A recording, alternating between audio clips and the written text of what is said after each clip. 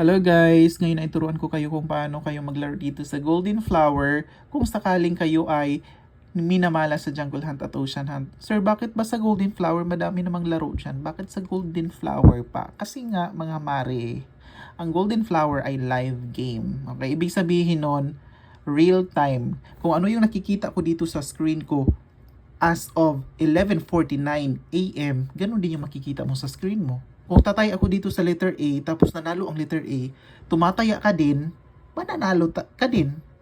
Kasi nga, live siya, real time. Okay? Pareho tayo kung anong nangyari dito sa phone ko ngayon sa Golden Flower, ganun din yung nangyari sa phone mo, real time. Okay, now sasampulan natin guys. Tapos ang technique dito is tatayaan mo is yung dalawang letra. Kasi ang letra dito is A, B, and C. Mamili ka ng dalawa kung ano yung tatayaan mo. Kasi nga, kung hindi siya papaldo sa unang litra, baka sakaling sa pangalawang litra na pinipili mo ay papaldo siya, edi panalo ka pa din. Bawi tapos panalo pa. Now, ang technique dito ay tatayaan mo kung sino yung litra, kung ano yung litra ang may mababang nagbibet. Okay? So, ang letter A is 15M na siya. Pinakamataas siya. Tapos, ang pinakamababa dito is letter C. Tapos, letter B.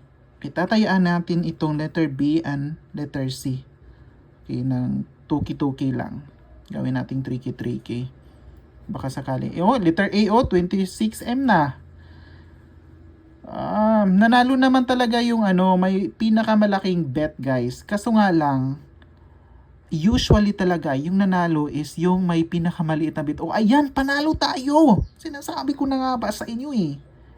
Di ba? Yan lang. Thank you so much sa panunood. Sana kayo din ay manalo. Okay?